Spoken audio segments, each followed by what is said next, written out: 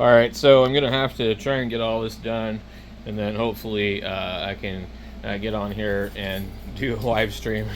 I'm gonna have to pull these, and then I'm gonna put these boards on here, I guess, or something. Maybe if there wasn't the outlets over here, I think I would just run them up against the wall and screw them to the damn wall, you know. Anyway, it's too bad I don't have a sheet of OSB while I'm at it too, because then I could just cover this whole thing up.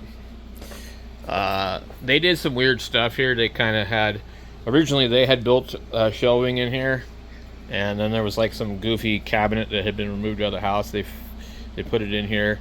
I had to redo this like a couple different times. I tried to redo what they had, and it was just ended up being a nightmare. But this stuff here was stuff that they had here, and behind it is just some wiring and whatnot.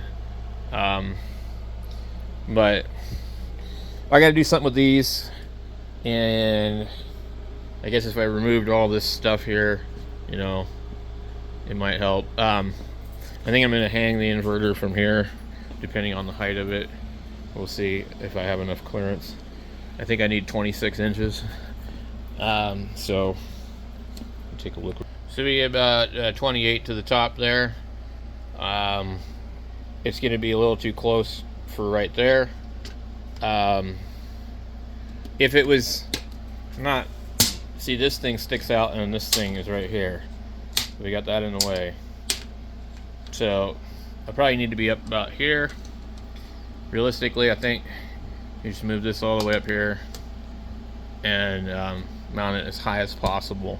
That way it's more at a height that you're going to access it. Because you need to be, you don't want to have a hard time accessing the top of the thing. So, but also have to have some room down at the bottom for conduit.